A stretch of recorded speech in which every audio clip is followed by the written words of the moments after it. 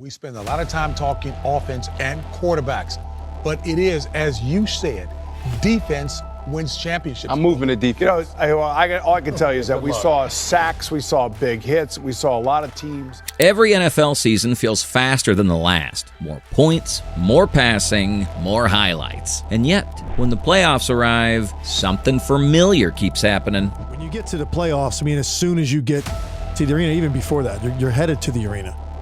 Feeling that you have like the electricity in the air in the city. The teams still playing aren't always the ones scoring the most.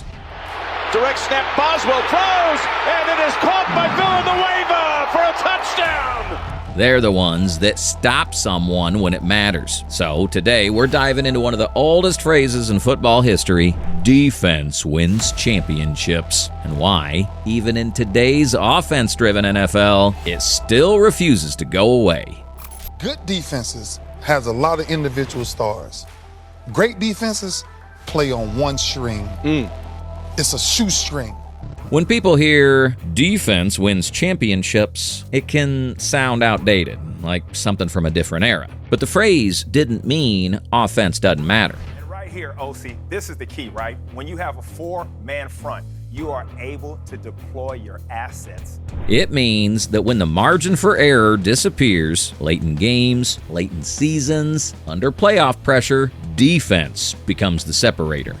And in motion is Andre Johnson. Mariota play action.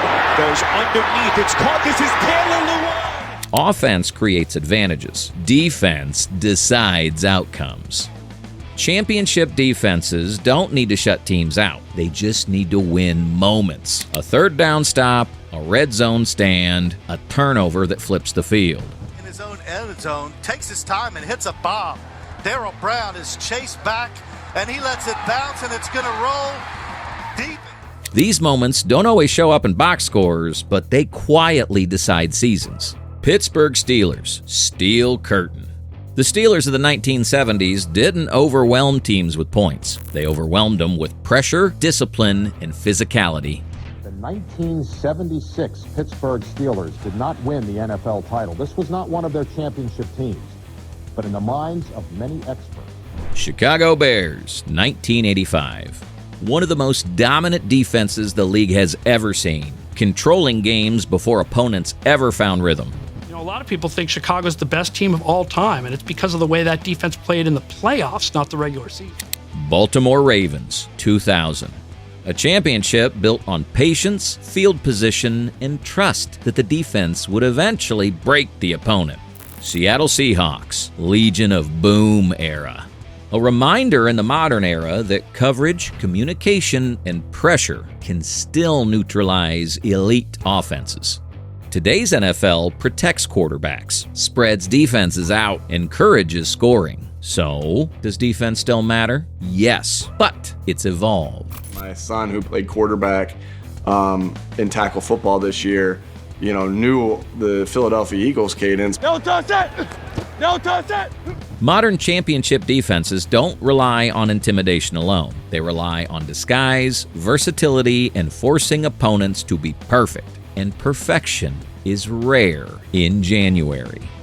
Denver Broncos, a defense that closed games when offense alone couldn't.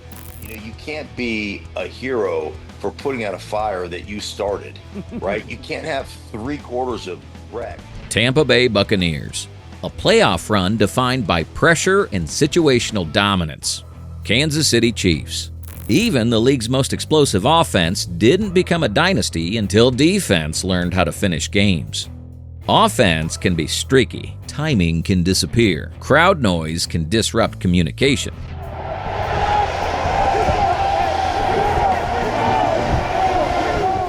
Defense doesn't rely on rhythm, it relies on reaction.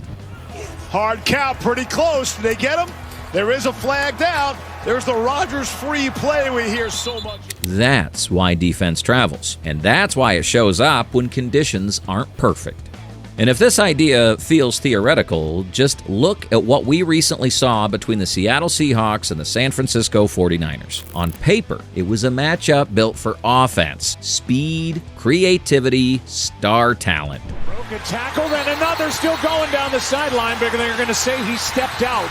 at the 37. But the game itself didn't turn on scoring. It turned on defensive execution. Long drives were forced instead of quick strikes. Red zone chances became field position battles. Where Purdy stepped out. Play action from Purdy.